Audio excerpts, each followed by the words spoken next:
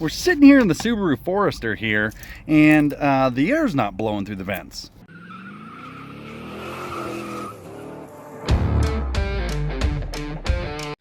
Come over here. Stop beeping at me.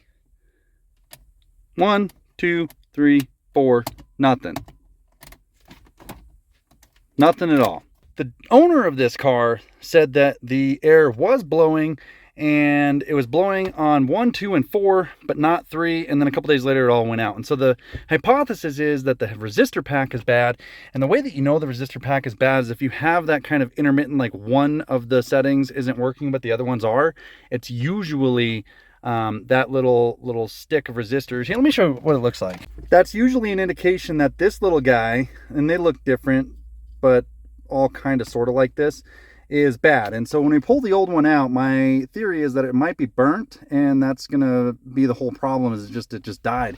This sits in the blower motor system, which is usually right under here. Like, I don't know how to get to it yet, but it's like, I'm gonna go over there and see if I can find it. I'm gonna crawl under here. We have this little cover, and it's probably like all these wires and stuff, this blower motor up there.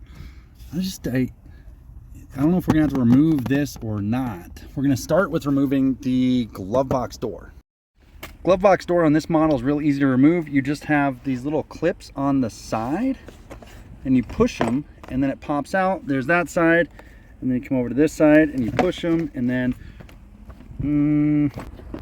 one more step. That guy was preventing me from pulling it out. That's a limiting strap. Let's try this again. Well, that was a unique problem.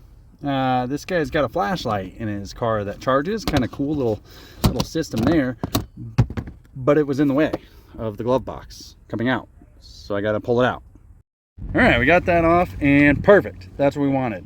I'm gonna use 2 hands and pull this out of the way.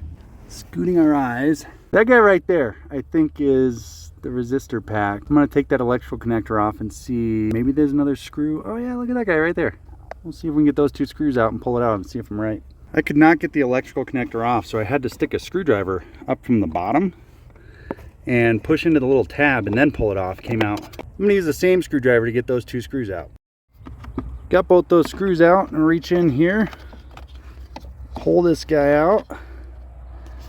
Yep, that's what it is. It's the resistor pack, so I'm glad I'm not taking the wrong thing apart. It doesn't look too burned up, but you can see some of the corrosion on those terminals.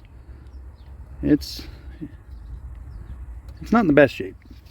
On the install here, I have it just resting. You got to kind of work it a little bit and rest it in place so that you get these holes lined up for the screw. It helps if you have a magnetic tip screwdriver, but it'll sit there if you just work with it a little bit. A little finicky, but it'll sit there. Okay, new one's in, connector's on. Now, glove box pops back in. Don't forget to connect your limiting strap, and then job done.